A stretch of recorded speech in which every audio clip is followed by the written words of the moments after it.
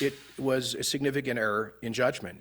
Premier Jason Kenney says he learned this week that his municipal affairs minister, along with other government staffers, traveled internationally over the holidays. Tracy Allard was in Hawaii over Christmas, Kenney's chief of staff in Great Britain.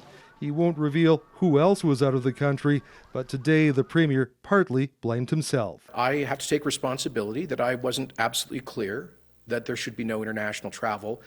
Earlier this week, Ontario Premier Doug Ford was not as understanding with his now former finance minister when he learned Rod Phillips was vacationing in the Caribbean. I don't think it's reasonable for me as a leader to sanction people. Instead, Kenney defended airline travel, noting tens of thousands of people from Alberta are taking winter vacations, and that in turn supports airlines like WestJet, which is based in Alberta.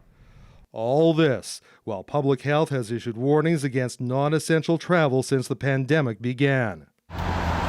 But Kenney's defense of high-flying government members is not playing well. While Allard was vacationing, Albertans were struggling through new restrictions, apart from loved ones and friends, and while hospitals and ICUs filled up.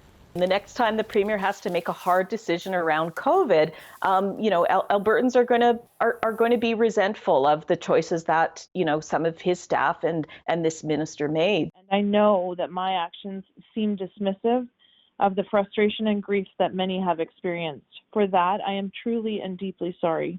Kenney has now issued a directive asking politicians and government officials not to travel. We should be here at home. It's an issue Kenney is eager to put behind him, but like the virus, it's not likely going away anytime soon. Terry Reith, CBC News, Edmonton.